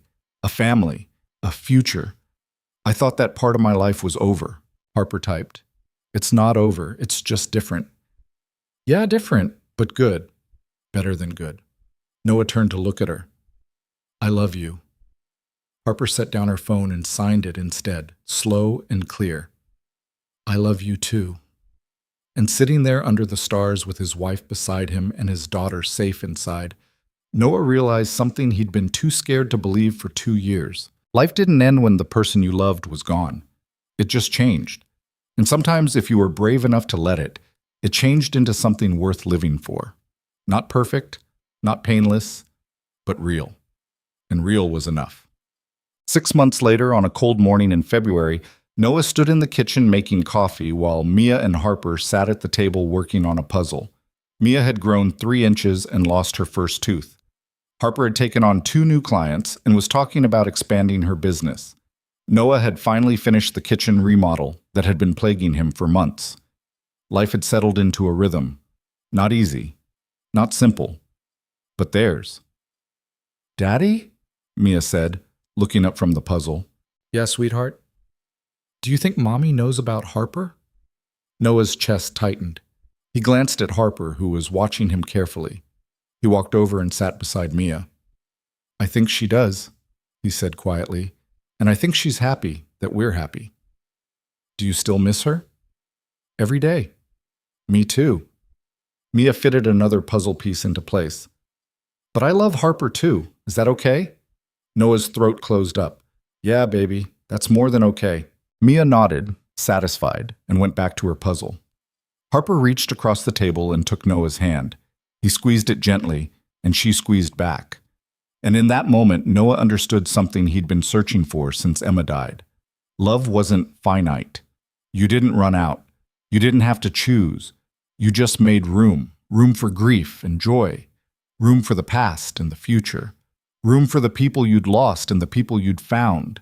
And somehow, impossibly, there was always enough. Noah looked at his daughter and his wife, sitting together at the kitchen table in the house that had become their home, and felt something he hadn't felt in years.